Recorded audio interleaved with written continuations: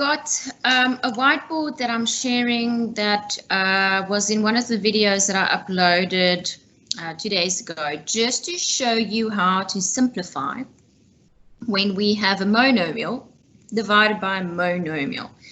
Let's just quickly jot that down. What exactly does that mean? A monomial is one term. Monomial divided by another monomial is one term divided by one term.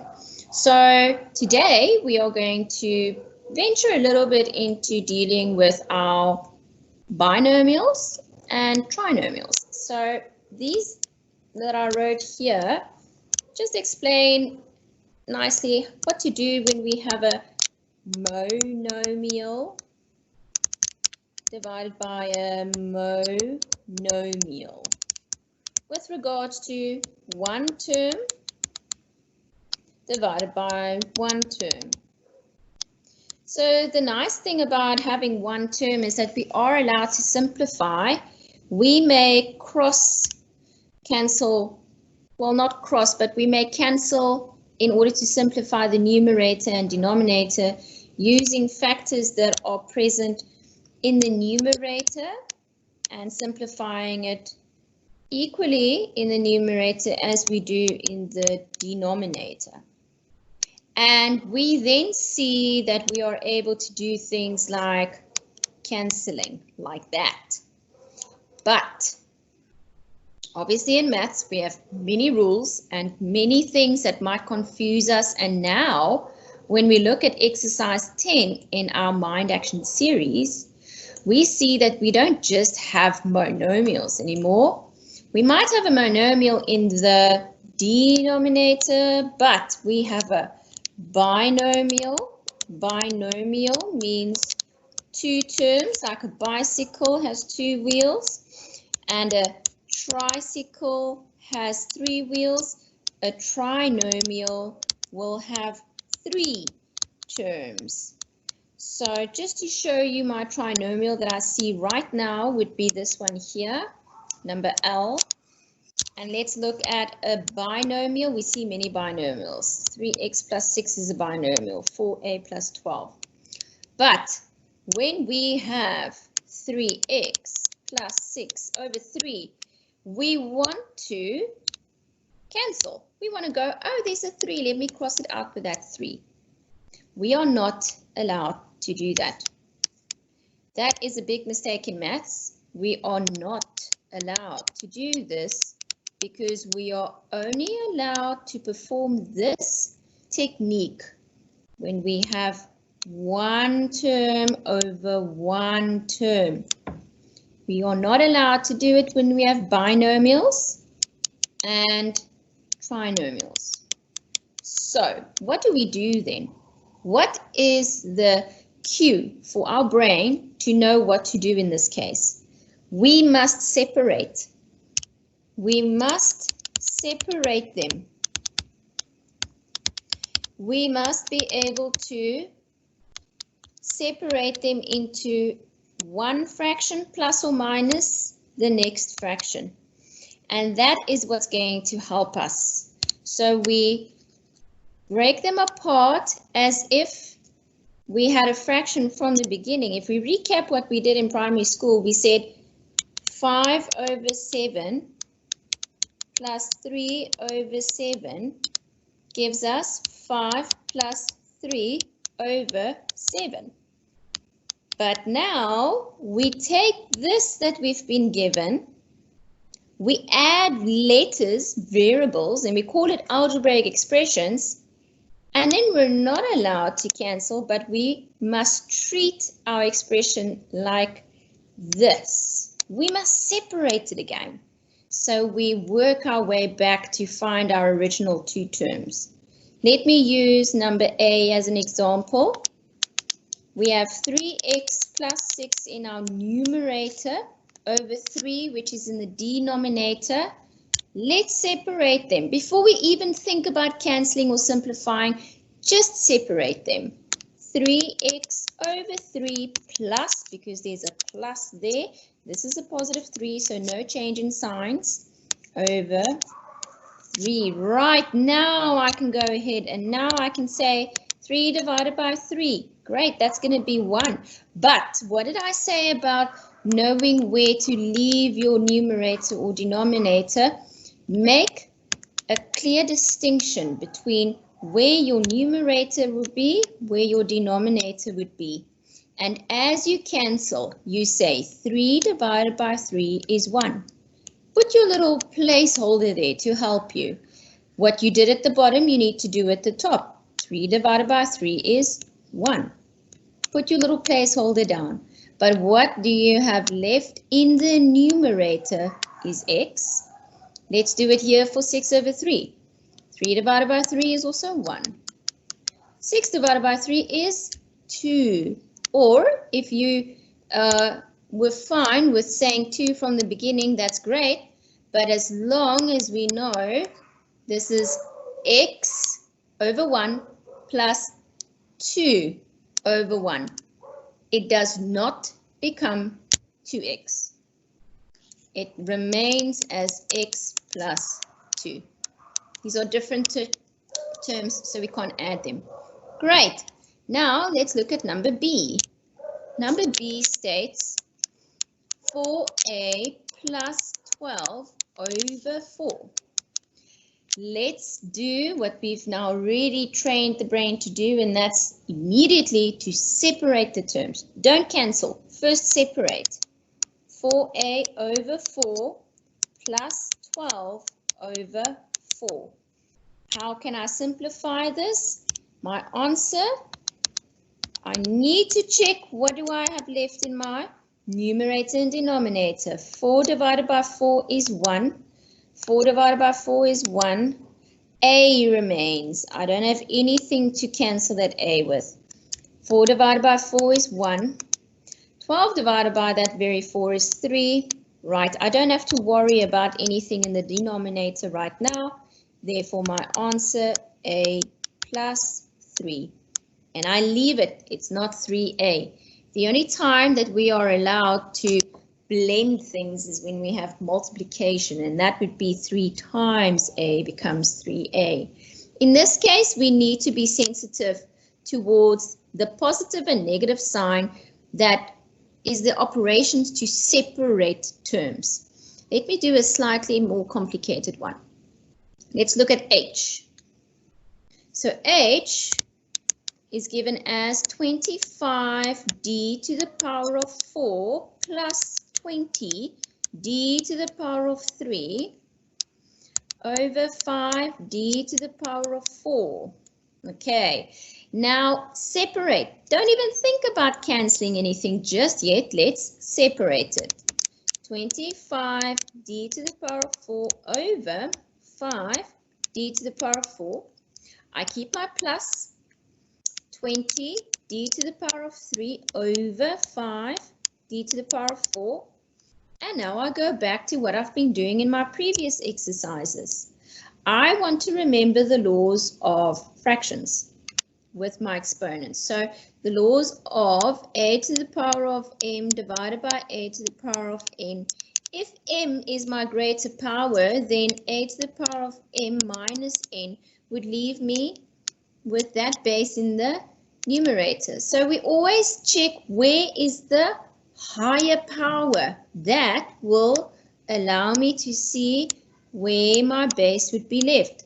If I have identical powers, it's merely d to the power of 4 divided by d to the power of 4 gives me 1. Where does that come from? It comes from the fact that I've said d to the power of 4 minus the bottom 4 gives me d to the power of 0. And d to the power of 0 is equal to 1. Any base to the power of 0 is equal to 1. So let's go ahead and simplify. I see 25 up there, and in the denominator I have a 5. So I need to watch out what's going to be left where. I write my little platform down where I'm going to separate my numerator and denominator values and work correctly. So let's cancel. 5 divided by 5 is 1. 25 divided by that same 5 is 5. D to the power of 4 divided by d to the power of 4 leaves me with 1. plus, got my operation there. 5 divided by 5 is 1. 20 divided by 5 is 4. Look at where we are leaving the answer. But now I only have d to the power of 3 in this numerator, but in the denominator I have my higher power, which is going to lead to d being left in the denominator because it's 4 minus 3 in the denominator. D to the power of 4 minus that 3. Right, this is very important because sometimes we do not take care to leave certain bases in the correct position with regards to a numerator or a denominator. Now, what I'm left with is not 9d, that's for sure. I may not say 5 plus 4 over d is 9d, and I may not do anything with it where it's going to take it further. So I'm simply just going to separate the two terms and leave it as that. Okay. You don't want to still go and put it over the same denominator again because we had to simplify. We basically were able to separate the terms and simplify factors and apply the rules of exponents when we have division of same bases. Right, let's take one more complicated one from here and let's see how we will treat it. Okay, I've circled number h, so we might as well do it. Because number h is a little bit more complicated in first seeing what's happening in the denominator, in the numerator, excuse me. So number L says 3p to the power of 5 plus 15p to the power of 4 minus 9p to the power of 3 over 3p to the power of 2. Okay. Firstly, we need to see whether we've got like terms. When we see fractions like this, we need to look at what exactly is going on here. And I've already shown a technique that when we can separate the terms, we can maybe also help our eye to see the different terms, but see what is like and what is unlike. In this case, I don't see the power of 5 anywhere else. I don't see the power of 4 for p anywhere else, and I don't see the power of 3 anywhere else, which means I would have to leave them as separate terms. I cannot simplify the numerator and say 3 plus 15 p to the power of 4 is 18 to the power of 4. I can't do that. So I'm going to just go straight into separating my terms as I did here in the beginning with my original binomial over the monomial. And I'll see now that I have 3p to the power of 5 over 3p to the power of 2. That one's done and dusted. Now, next one. Plus, here's a positive. This 3p at the bottom is positive as well, 3p squared.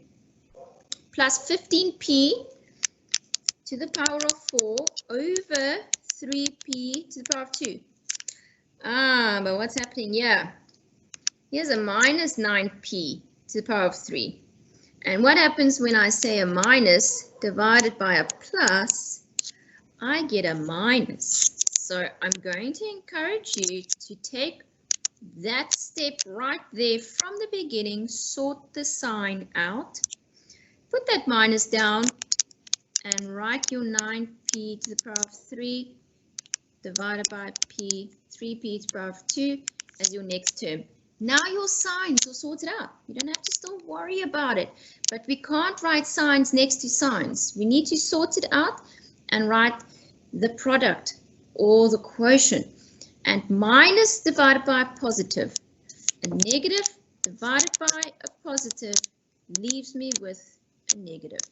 Now I can go ahead and simplify. I want to still work very accurately and put down all my signs. And here's a minus. Watch out for this minus. because I don't want to get confused as to what is left in the numerator and what is left in the denominator. Right, let's take 3p to the power of 5 divided by 3p to the power of 2. 3 divided by 3 is 1. Correct.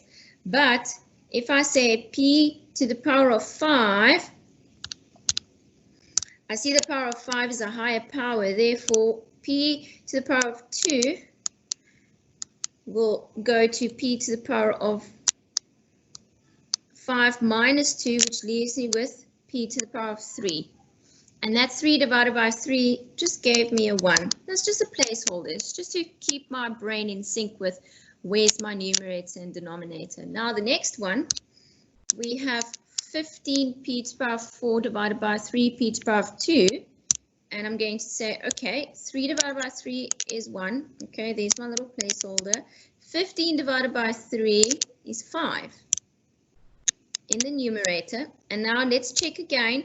Which power is higher? Okay, they're both the base of p, so I may subtract, but I'm going to subtract 4. I'm going to say 4 minus 2. I'm going to subtract the bottom one from the top one, which means the bottom one becomes 1, little placeholder, and p to the power of 4 minus 2 becomes p to the power of 2.